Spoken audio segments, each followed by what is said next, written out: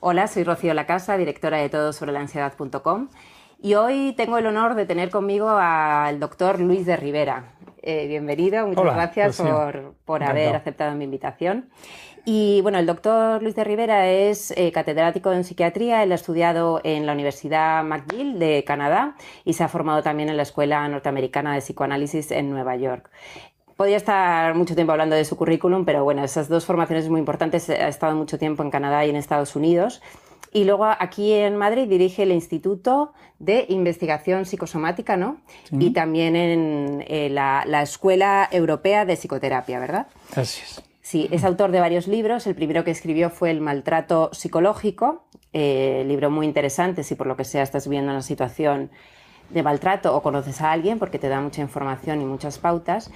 Y hoy lo que venimos a hablar, que me ha parecido un tema fascinante, cómo lo enfoca, es sobre las crisis emocionales. Él ha escrito este libro, Crisis emocionales, estrés, trauma y resiliencia. Luego te dejaré el enlace para que puedas comprarlo si te interesa. Y bueno, en él habla de cómo, a ver, las personas en esta sociedad sobre todo estamos muy expuestos a vivir crisis. La vida, de hecho, como él dice, la primera crisis surge al nacer y a lo largo de la vida vamos teniendo diferentes etapas en las que hay cambios importantes, ¿no? Y depende cómo enfoquemos y cómo reaccionemos ante esas crisis, vamos a salir o débiles o fortalecidos de ellas. Y entonces el doctor Luis de Rivera creó un método específico hace unos años, ¿verdad?, que ha ido Sí. perfeccionando y bueno, implementando con sus pacientes y en sus formaciones, de 7 pasos específicos para superar las crisis con éxito, ¿no? Y salir reforzados. Entonces, bueno, ¿qué nos puedes contar para ti? ¿Qué sería una crisis emocional? Una crisis es una situación, es un cambio importante. Un cambio en el que las cosas ya no son iguales después. Hay muchos cambios. La vida es un cambio continuo, pero la mayoría de los cambios no importan mucho. Más o menos no hay gran diferencia entre que las cosas sucedan de una forma o de otra. La crisis es una situación en la que va a pasar algo totalmente distinto cuando la crisis termina. Algunas crisis son muy rápidas, duran poco tiempo. Otras crisis son larguísimas. Hay personas que se puede decir que toda su vida están en crisis, una crisis continua. Es una, llamamos también emocional, para distinguirla de todos los demás tipos de crisis, porque en las crisis personales hay una gran respuesta emocional. Las emociones, y es una parte muy importante de mi método, las emociones son opiniones. Son opiniones corporales y enseguida se convierten en opiniones mentales, opiniones psicológicas. Tenemos todo un órgano en el cerebro, toda una parte importante del cerebro que se llama el cerebro interno, sistema límbico, que se encarga de producir sentimientos, se encarga de transformar la emoción, que es una cosa puntual, rápida, muy corporal, en una experiencia interna, una experiencia más duradera, una experiencia progresiva, que la llamamos sentimiento. Y normalmente no utilizamos para nada esta parte del cerebro, al contrario, procuramos paralizarla, procuramos no sentir los sentimientos que nos resultan desagradables. La esencia de mi método está en aprender a transformar las emociones puntuales y generalmente destructivas en sentimientos que pueden ser muy desagradables al principio, pero que poco a poco se van convirtiendo en una opinión vital, en una opinión interna, se van convirtiendo en algo nuestro, con lo cual podemos hacer algo. De lo que es tuyo puedes hacer lo que tú quieras. Una cosa que no es tuya, una cosa que viene de fuera, un impulso externo, un terror que no controlas, eso es algo que te domina y que te impide responder, que te impide salir adelante. La esencia de las crisis es tomar posesión de la respuesta emocional, que no es mala. La respuesta emocional es una opinión instintiva. Tenemos un nivel de opiniones corporales, están en el cerebro humano representados en el hipotálamo, en una zona muy básica, que se encarga de cosas muy simples. Se encarga de comer, o sea, tener hambre, se encarga de dormir, se encarga de hacer el amor, se encarga de dos aspectos corporales, o mejor dicho, conductuales, que es de huir o de atacar, de manera instintiva, sin pensar, sin sentir nada. Tenemos otra parte del cerebro un poquito más evolucionada, un poquito más avanzada, que se encarga de producir sentimientos. Cada sentimiento es una opinión. Ansiedad es la opinión de que algo muy malo va a pasar, no sabemos bien qué, pero algo muy malo va a pasar. Miedo es muy parecido. Miedo es la opinión de que algo muy malo va a pasar y sabemos qué es lo que va a pasar y quién es el que nos va a atacar. La diferencia entre miedo y ansiedad se discute mucho y es importante, porque algunas personas deciden entre comillas, es un proceso inconsciente, involuntario, pero deciden que para no soportar el sentimiento de ansiedad lo colocan en algo que no es peligroso en sí mismo, pero es igual. Ellos lo colocan en algo y así tienen una fobia. Hay fobias a volar, fobias a los ascensores, fobias a los automóviles o a conducir, que son un pizquitinín razonable, porque algo puede pasar si uno se lo pone a imaginar. Pero tenemos otras fobias a los gatos, tenemos fobias al color amarillo, tenemos unas fobias que son absolutamente absurdas, pero es igual, o sea, es un miedo a algo que no tiene por qué. Y así podríamos seguir discutiendo mucho, que es algo que seguro que la doctora Lacasa ha hecho muchas veces y ya largamente en este programa, o sea que me voy a centrar en el método en 7 pasos. Yo decía al principio, mi primera experiencia intensa, con crisis intensa, quiero decir, con mucha gente en estado de crisis que empezó a venir una detrás de otra, fue cuando publiqué el libro El maltrato psicológico. Y ese libro despertó un gran interés, sobre todo en personas que sufrían lo que se está llamando mobbing o acoso en el trabajo, pero también en personas que sufrían otro tipo de acoso, de maltrato familiar, de pareja, etcétera. Y inicialmente yo pensaba, el primer paso es mantener la calma. Mantener la calma es aprender una técnica de meditación, de concentración, pero pronto descubrí que no es el primer paso. Es el primer paso para la mayoría de las personas que ya han dado el paso anterior. El verdadero primer paso es tomar posesión de sí mismo. Tomar posesión de sí mismo es decidir que todo lo que me ocurre tiene que ver conmigo. Eso es una tontería, os daréis cuenta enseguida que no tiene nada que ver conmigo. Las fuerzas externas, las causas, lo que la gente hace, la situación económica, todo eso son cosas que no controlo en absoluto. Y todas mis desgracias provienen de causas externas. Esa es la verdad. Pero las causas externas escapan de nuestro control. El único control que podemos tener es sobre las causas internas. El único control que podemos tener es sobre nosotros mismos. Entonces, cuando uno toma la decisión de tomarse la vida como una responsabilidad personal, de repente gana un poder inmenso. Ya sabemos que el poder personal que uno tiene en la vida, generalmente y siempre es mínimo. Es una motita de polvo en la infinidad del universo. Eso es cierto. Pero es algo que existe. Y lo más importante es algo que tenemos. Eso lo tenemos. El poder de controlar nuestra vida es mínimo, pero es algo que tenemos. El poder económico, el poder emocional que los demás ejercen sobre nosotros, el poder de la cultura es un poder muchísimo más potente, pero no lo tenemos, no nos vale de nada preocuparnos de eso, no, hemos de empezar con nuestro propio poder. Cuando uno toma conciencia del propio poder, cuando uno toma la decisión de salir adelante en la vida por sí mismo, lo primero que siente es un gran terror. Y entonces ya sí que viene muy bien el segundo paso, que es mantener la calma. Mantener la calma quiere decir lograr un estado mental de serenidad y de conexión con uno mismo. No es cuestión de voluntad. Si alguien te dice, estate tranquilo, mantén la calma, te está haciendo una crueldad. Te está diciendo que hagas algo, que es muy buena idea, pero que no sabes hacer. Y el segundo paso es aprender cómo se hace, aprender cómo se activan las zonas del cerebro que se encargan precisamente de producir calma. No decimos de frenar el miedo, no decimos de frenar el estrés, para eso están las pastillas, las medicinas, todo eso frena. La ansiedad, sí, la apaga la ansiedad y ya de paso también apaga un poco la capacidad de pensar, apaga la atención, apaga un poquito la memoria, bueno, apaga un montón de cosas, pero te apaga la ansiedad. Pero no hablamos de eso, de lo que hablamos es de aumentar la zona del cerebro que produce calma, la capacidad personal de desarrollar un sentimiento de calma. Y esto es una técnica. Técnica es muy importante. Técnica es un procedimiento que cuando se hace produce un resultado. No es cuestión de fuerza de voluntad, no es cuestión de imaginación, no, es una técnica, es un procedimiento que está muy bien descrito, si os digo la verdad, está muy bien descrito desde hace miles y miles y miles de años.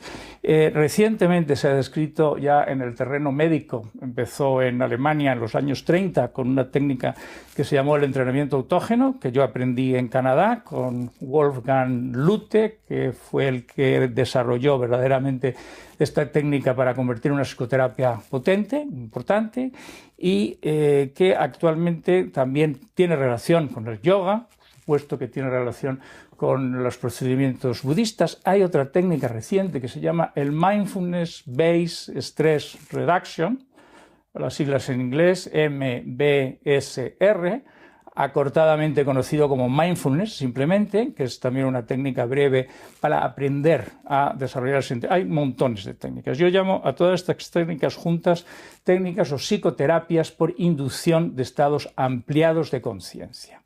Pues es una profundidad que no interesa ahora. Lo importante es saber que es posible producir el estado de calma independientemente de las circunstancias externas e independientemente del estado personal en que uno se encuentre. Es posible, pero para hacerlo uno tiene que estar convencido de que lo puede hacer, uno tiene que estar convencido de que lo quiere hacer, uno tiene que estar convencido que va a hacer el esfuerzo de aprender cómo se hace y tiene que practicarlo y tiene que encontrar a alguien que se lo enseñe bien, porque como todas las cosas que se desarrollan muy rápidamente y muy ampliamente, pues hay maestros que te lo van a enseñar mejor, te lo van a enseñar peor, pero si la técnica no funciona es porque no lo estás haciendo bien, así de simple. Es como decir que si la ley biológica del peso quiere decir que si soltamos un objeto, el objeto cae al suelo. Es la ley de la gravedad. Si soltamos un objeto, las cosas se caen.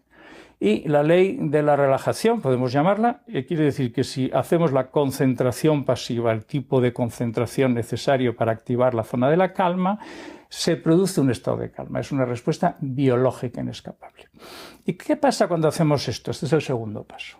Después, cuando hacemos esto, descubrimos que realmente la vida es muy dura. La vida es muy dura quiere decir que hay daño. Hay circunstancias que nos hieren, que nos afectan, y eso no se puede evitar. Yo lo llamo el primer daño. El primer daño es el sufrimiento que se produce, el dolor que se produce, la tristeza que se produce, el miedo que se produce por circunstancias que escapan a nuestro control y que son externas y que nos afectan inevitablemente. El primer daño.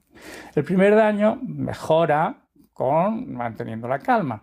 Pero no es muy importante el primer daño. Sorprendentemente, el daño más potente y peor es lo que yo llamo el segundo daño. El segundo daño es lo que uno hace para intentar escapar del primer daño. Lo que uno hace generalmente es negarlo, luchar en contra, enfadarse. Una persona tiene un día horrible en el trabajo, le tratan mal, le insultan, llega a casa, podría descansar, podría ser feliz, podría recuperarse, llega a casa enfadado, no quiere hablar con nadie, no quiere hablar con la mujer, no quiere hablar con los niños, no quiere salir, se acuesta y no puede dormir porque está toda la noche dando vueltas a todo lo que le ha pasado y todo lo que le han hecho. Ese es el segundo daño. El segundo daño es lo que uno hace en respuesta al primer daño, pero lo hace uno. Cuando ya hemos tomado el paso de tomar posesión de nuestra vida, cuando ya hemos tomado el paso de aprender, saber, practicar, mantener la calma, el segundo daño es fácil de eliminar, sumamente fácil. Cuando vuelvo del trabajo completamente destrozado, cabreado, amargado, lo que tengo que hacer es empezar a practicar mi técnica de mantener la calma. Puede ser difícil, no es magia, no es milagro, es una técnica, algo que hay que hacer, es algo que se aprende, es algo que es totalmente imposible de hacer si no se sabe cómo es. Cuando uno sabe cómo es más o menos fácil, va saliendo, a veces mejor que otras, y cuando se coge práctica se convierte en algo tan normal como caminar o como conducir un automóvil o como cualquier otra de las técnicas que hemos aprendido en la vida que parecían imposibles al principio y que después de un tiempo se convierten en una cosa normalísima. Y entonces somos capaces, cuando dominamos el segundo paso, de hacer el tercero, que es el que acabo de decir. Eliminar el segundo daño. El primero no lo podemos eliminar, hay que aguantar, o quizás sí, ya veremos si lo podremos eliminar. Porque entonces viene el cuarto paso. ¿Sigo? ¿Quieres preguntar algo? No. Luego quería hacer un poco un resumen para que le quede muy claro los pasos, pero me está, pareciendo muy interesante cada... ¿Sí? Sí, seguimos con los pasos pues sí, y lo hacemos. Los tres primeros pasos se llaman tratamiento. Los tres primeros pasos son therapy. La persona que sigue los tres primeros pasos porque lo necesita y propiamente se tiene que considerar una psicoterapia. También hemos llamado a este método en 7 pasos más académicamente psicoterapia secuencial integradora. Secuencial porque es una secuencia, un paso detrás de otro, e integradora porque cada paso necesita o utiliza técnicas psicoterapéuticas que ya han estado descritas y que las utiliza distinta gente. Por ejemplo, el paso tercero de aprender a eliminar el segundo daño tiene mucho que ver con lo que se llama la psicología cognitivo-conductual. El paso tercero.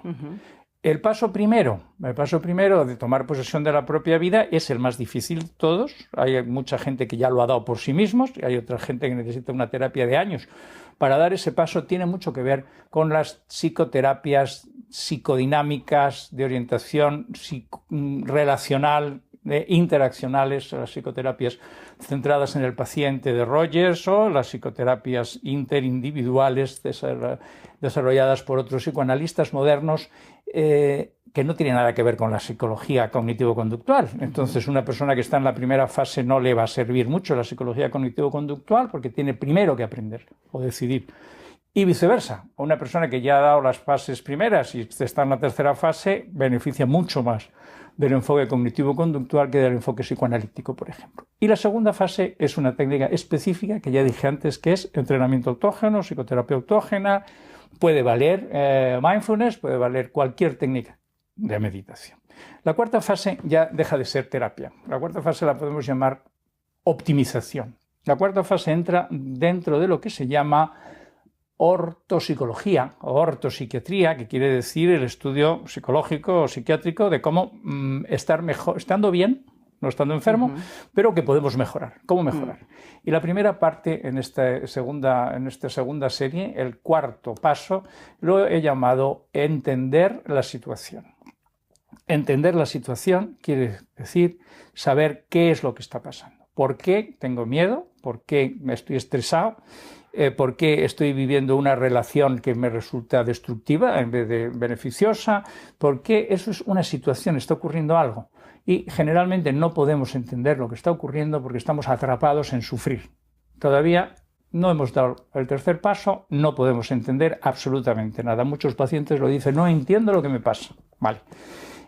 Una vez que el tercer paso se ha dado, una vez que ya hemos eliminado el segundo daño, mantenemos la calma, estamos convencidos de que yo tengo que organizar mi vida, llega el momento de mirar alrededor y decir qué está pasando, qué dinámicas, por qué la gente me trata como me trata, por qué las cosas están ocurriendo así, por qué tengo miedo, por qué hay momentos en los que no tengo miedo, en qué situaciones me siento ansioso y en qué situaciones no me siento ansioso. Para hacer esto hay que tener una total capacidad de aguantar el primer daño y de mantener la calma. Hay que sentirse como Napoleón mirando una batalla. Un gran estratega no pasa miedo en la guerra.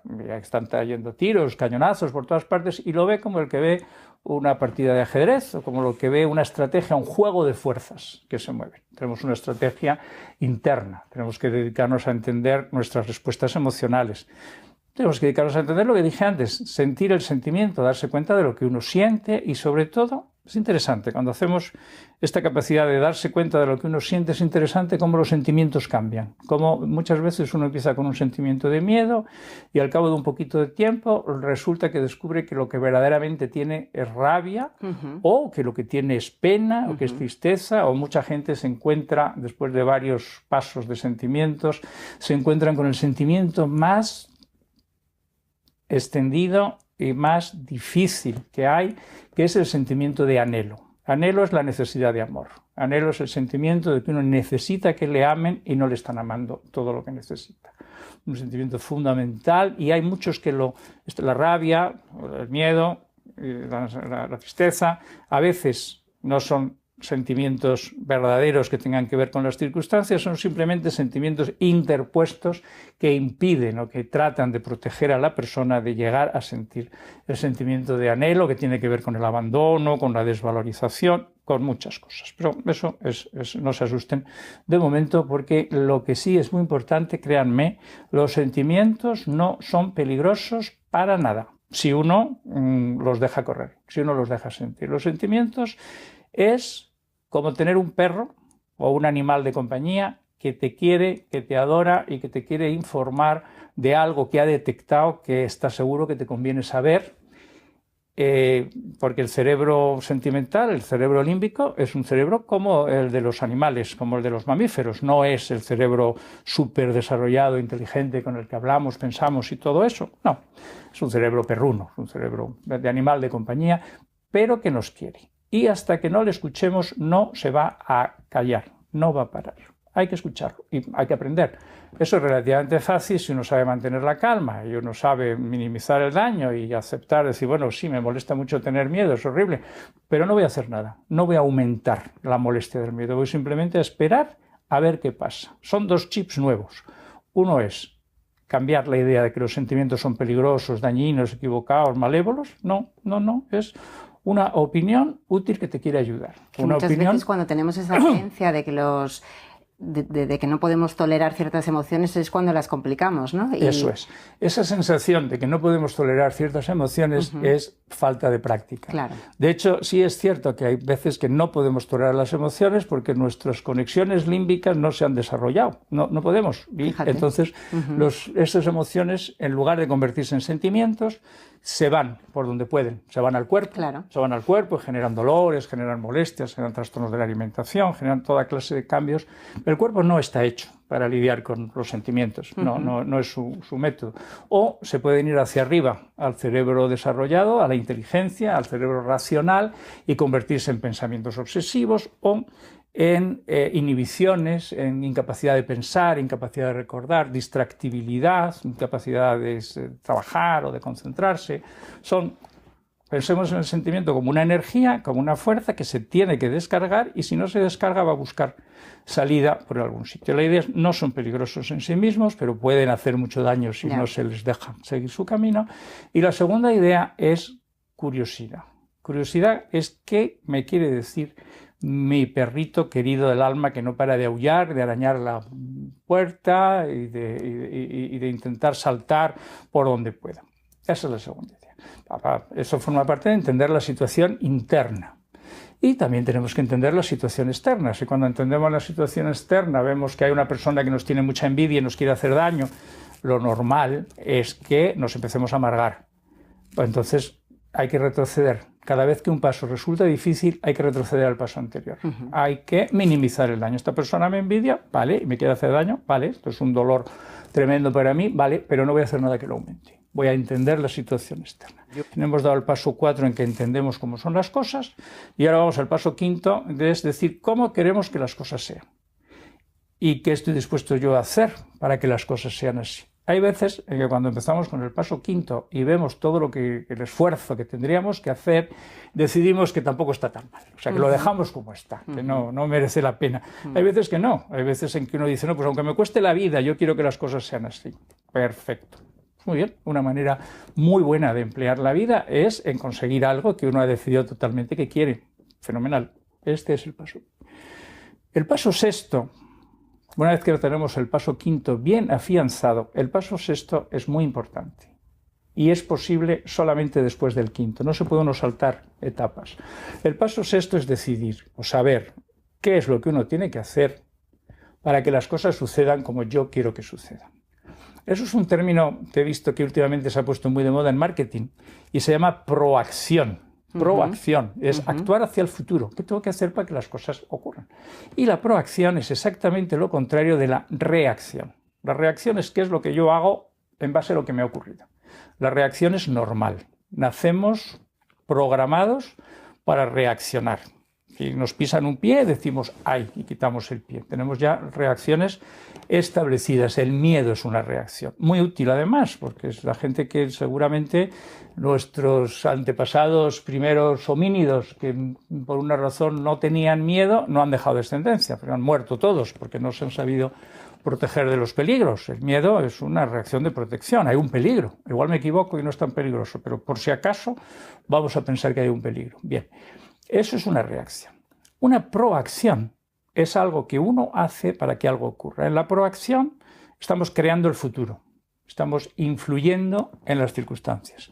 En la reacción, el pasado nos mueve, somos esclavos del pasado, estamos respondiendo a las circunstancias nos llevan. El concepto de proacción entonces resulta muy importante y quiere decir una vez que ya sé que mi vida depende de mí, una vez que sé mantener la calma, una vez que cuando sufro, sufro, pero lo mínimo, lo mínimo, lo mínimo, lo mínimo, una vez que entiendo muy bien las dinámicas que obran en mi vida y a mi alrededor y en mí mismo, una vez que ya tengo muy claro cuál es el sentido de mi vida, qué es lo que yo quiero, cómo quiero yo que sean las cosas.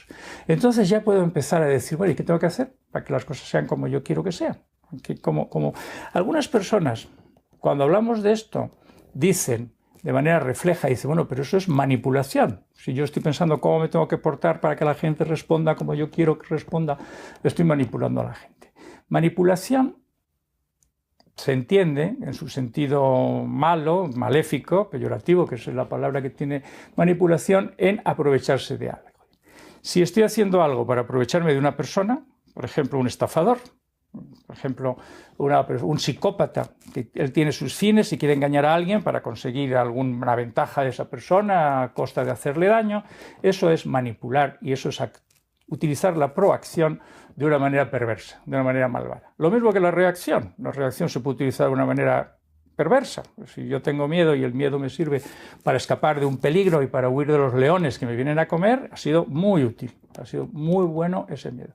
Si yo tengo miedo porque tengo un ataque de ansiedad, una crisis de ansiedad continua y no puedo hacer mi vida, ese miedo es muy malo, es muy inútil. Lo mismo nos ocurre con la proacción.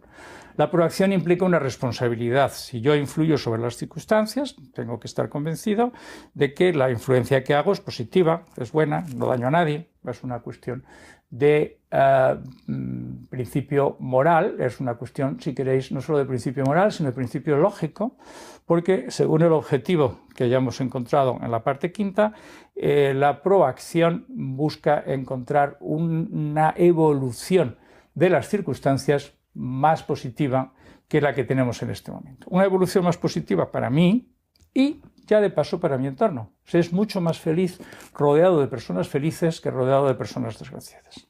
Entonces aquí ahora viene el séptimo paso. El séptimo paso no lo descubrí yo, el séptimo paso lo descubrieron mis pacientes. El séptimo paso apareció después de un tiempo de llevar rodando el método.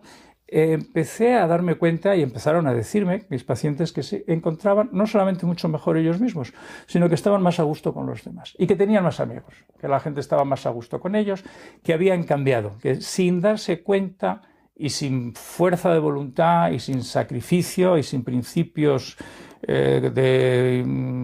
morales de quererse obligar a ser bueno y cosas así, no, de manera totalmente natural, les salía una actitud de ayudar, detoxificar a los demás, de procurar que la gente no sufra, de procurar ser amable con todo el mundo, de procurar estar bien, de procurar no exigir demasiado o no pedir cosas que a otra persona le pueden resultar molestas o desagradables, y eso lo habían ido descubriendo solos, de manera automática.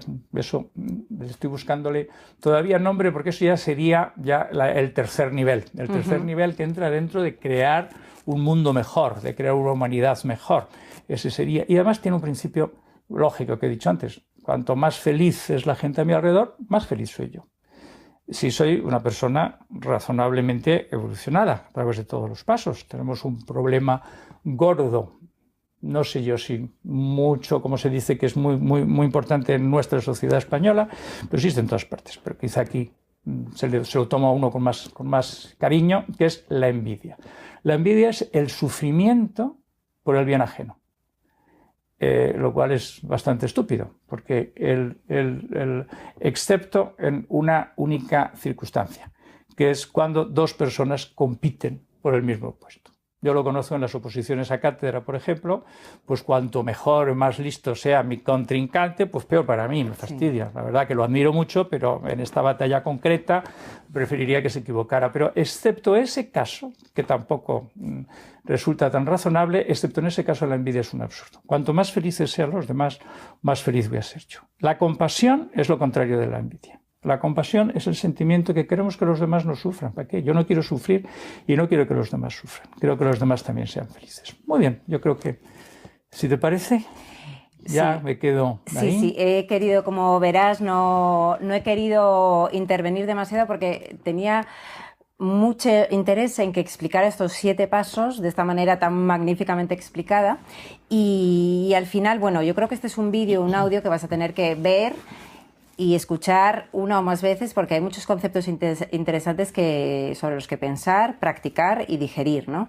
Como es esto de que efectivamente muchas veces para tomar perspectiva de la situación en la que estás, no lo puedes hacer cuando tienes niveles de ansiedad muy altos, ¿no? Claro. Sino que primero hay que aprender a calmarse con técnicas muy sencillas, porque al final la concentración pasiva, por ejemplo, de la que hablas, la podemos aplicar en el día a día con técnicas sencillas como simplemente concentrarte, ¿no? Esa es una de las maneras, concentrarte. Eso tienes razón. La técnica, y es importante, que la técnica es muy sencilla, pero el secreto no está en la técnica. El secreto está en la perseverancia, está en la práctica continuada. En creer en ella, ¿no? Creer que no es ni un placebo, que es algo que funciona. Funciona sin ninguna duda, pero no funciona siempre, no funciona siempre automáticamente, no funciona siempre inmediatamente.